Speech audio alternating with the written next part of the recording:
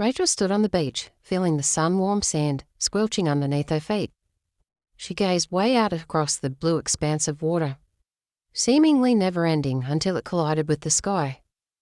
Gulls were noisily cawing overhead, others fighting and squabbling over a chip that a little girl in a bikini had thrown their way.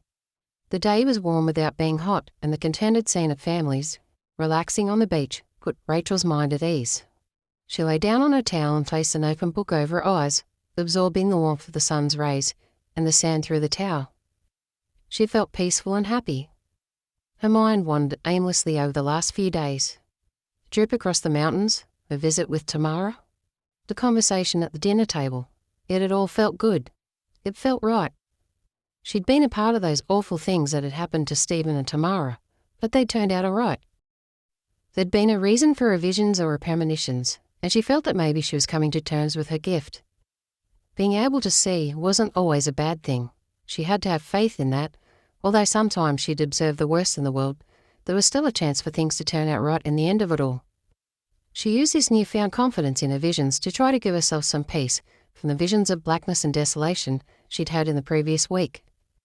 Maybe there was a way around that one too. She would just have to wait until it came to her. The family did some sightseeing later on that afternoon. As they were driving down the winding coastal road, Rachel looked out across the sea and noticed a summer storm was blowing in across the ocean. It was nearly evening, and the lightning made strange shapes across the watery horizon as the storm blew towards the beach. Her dad had bought the daily newspaper earlier that day. Now, as they sat in the rustic comfort of the holiday unit, with the wind buffeting outside of the windows, he settled into a large armchair to enjoy his paper.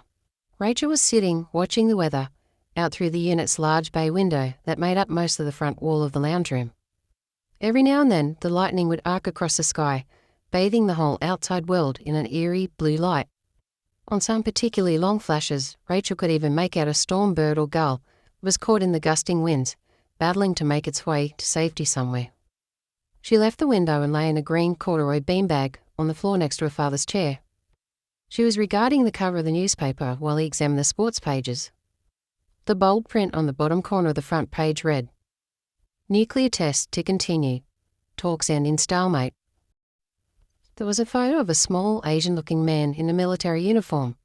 He had square glasses and seemed to be smiling inappropriately at the camera.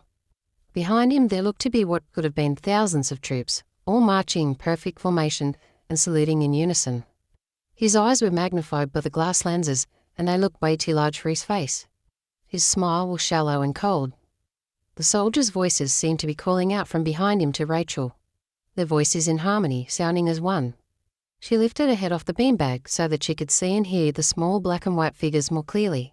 They were all shouting the same thing to her, over and over again. "Soon, soon, soon." Her father flicked the paper as he folded it closed and broke Rachel's gaze. He noticed her head raised and said, "Sorry, did you want the paper?" "No thanks," said Rachel quickly. "I think I'll just go to bed." The next day was cold, but Rachel and her parents made their way down to the beach and went for a walk along the shore. The tide had washed high up onto the beach due to the storm, and the high water mark it left was crusted with blue bottles. Their small, translucent bodies shone like glass on the sandy resting places. They looked fragile and harmless, lying spread along the beach. There was a loud yelp let out by a small dog, walking with his owner up ahead, as he brushed his nose over the stringy blue tentacles of one of the tiny creatures. It gave a true indication of their more sinister side. Rachel didn't mind going for the walk along the beach, but she hoped tomorrow would bring warmer weather. The howling winds were starting to make her feel uneasy and unsure of herself again. Her father picked up a large shell he'd found up near a rocky outcrop. He put it to his ear. "Can hear the ocean in this one," he said with a laugh. He handed it to Rachel and she placed it against her ear.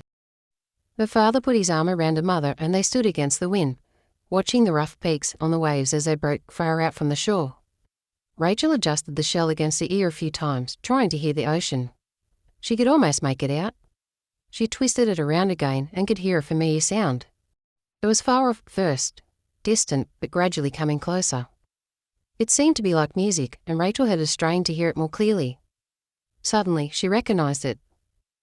It was becoming louder and louder, like an orchestra playing way too fast. She ripped the shell from her ear and threw it to the ground. Her father turned back around to retrieve his shell and noticed it lying on the ground at her feet. Don't throw that one away, he said. It's a beauty.